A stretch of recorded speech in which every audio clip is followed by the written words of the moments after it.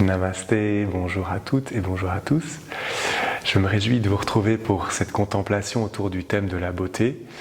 Ceux qui me connaissent savent que c'est un thème qui me fascine puisque étant photographe et aussi contemplatif, j'ai envie de dire, c'est un thème passionnant que je vais essayer de contempler avec vous de manière assez courte et directe, mais que l'on pourra contempler bien évidemment plus en profondeur dans mes stages ou dans les ateliers.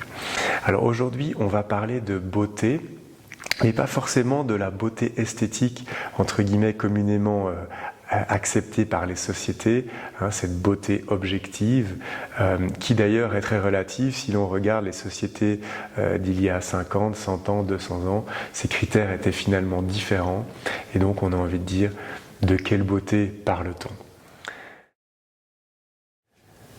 Alors aujourd'hui, l'invitation, c'est d'aller un petit peu plus loin que de se dire qu'un coucher de soleil c'est beau, un sourire d'un enfant c'est beau, une fleur qui souffle c'est beau. Bien sûr que c'est beau. Mais comment se fait-il qu'à des moments de notre vie, on soit capable de reconnaître la beauté, j'ai envie de dire partout, et à d'autres moments, il y a une difficulté à finalement reconnaître cette beauté, voire, j'ai envie de dire, on peut se retrouver blasé et coupé comme si on avait tout vu, tout entendu et qu'il n'y avait plus de résonance dans cet espace.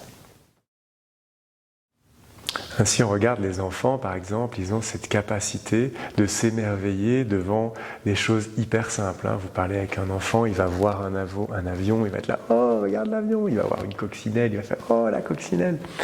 Et dans ce monde d'adultes où finalement on a vu et revu des avions et des coccinelles, il n'y a plus forcément d'évidence que cette beauté est là tout le temps et que finalement on pourrait s'émerveiller comme un enfant. Pourquoi on ne s'émerveille plus comme un enfant ? Et là, ça nous ramène évidemment à une contemplation de dire qu'est-ce qui a changé en moi qui fait que je n'arrive plus à m'émerveiller de la même manière sur ces choses simples. Ici, c'est ça qui est intéressant, c'est de regarder comment revenir à cette fraîcheur du regard, comment revenir à cet émerveillement, voire cette insouciance qui nous pousse à se laisser toucher par toute chose, finalement. Alors dernièrement, j'ai eu la chance de donner 2 retraites dans des endroits magnifiques où il était évident que la beauté était partout autour de nous. Alors clairement, ce qui est intéressant de regarder, c'est que avec le partage des participants à la fin de ces retraites de méditation en silence, on a réalisé que au fur et à mesure que la présence s'installait, donc on rentrait dans notre cœur, dans notre centre, il y avait une forme de beauté qui se révélait, que les vers, les couleurs devenaient de plus en plus vives, les sons devenaient de plus en plus clairs, et l'entièreté de l'expérience, finalement, devenait de plus en plus vivante, de plus en plus vibrante, et au final de plus en plus belle. De manière un peu mystérieuse, on transitionne vers une beauté exclusive, par exemple cette fleur est belle ou cet arbre est beau, à l'entièreté de ce moment est beau. Et donc il y a peut-être dans ce moment aussi des choses qui esthétiquement sont moins belles, mais bizarrement, il y a une forme de beauté dans l'entièreté de l'expérience, tout simplement parce qu'il y a une connexion avec l'expérience, il y a une résonance entre ce qui en nous voit et ce qui est vu. Alors, une manière de regarder cette beauté, ce serait de se dire que finalement, tout ce qui est capable de nous toucher, quelque part, rien que parce que cela nous touche, il y a une forme de beauté, c'est-à-dire que même si c'est quelque chose qui n'est pas beau esthétiquement, est-ce que du fait que ça évoque en moi une émotion, on ne pourrait pas finalement dire « Ah ben il y a quelque chose ».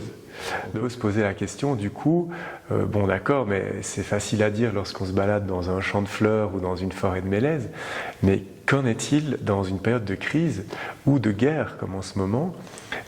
Comment ose-t-on parler de beauté ? Alors évidemment, ça nous demande de revenir un petit peu en arrière et de peut-être s'intéresser à la vie de grands maîtres qui se sont éveillés à leur nature profonde dans des moments d'incroyables difficultés et d'incroyables souffrances. Et on arrive même à avoir une forme de gratitude pour une maladie, pour la perte de quelqu'un de cher, ou tout simplement pour une situation extrêmement difficile, parce que ça les a poussés à voir au-delà de, quelque part, l'expérience dans laquelle ils se trouvaient.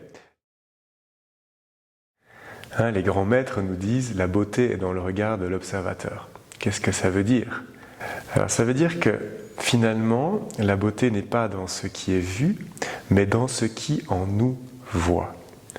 On peut dire qu'au fur et à mesure qu'on est installé dans cette présence, dans cet espace de tranquillité, il y a une intimité entre celui qui voit, ce qui est vu et l'acte de voir.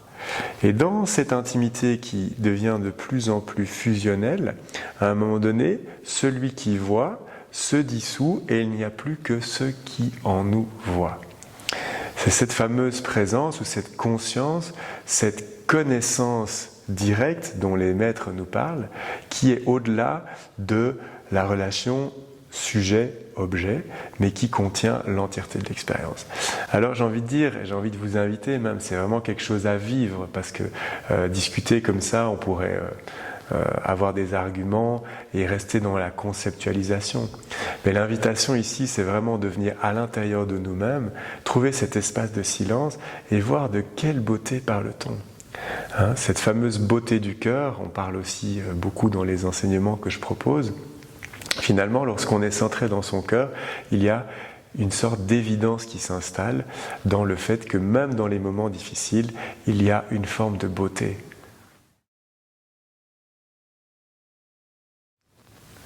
Alors lorsque l'on parle de cet espace de présence, clairement il y a un autre domaine qui se révèle à nous.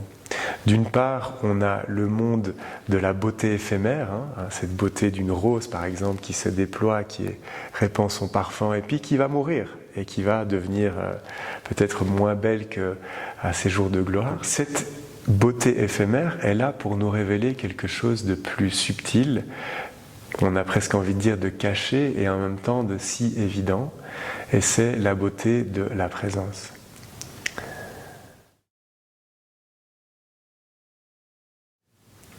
Alors dans cet espace de présence, non seulement il continue d'y avoir une célébration de la beauté éphémère, mais au fond de nous, il y a cette gratitude pour ce qui en nous reconnaît la beauté, pour cet espace du cœur ouvert qui peut voir la beauté et surtout reconnaître que cette beauté est sans fin, c'est la beauté de l'être.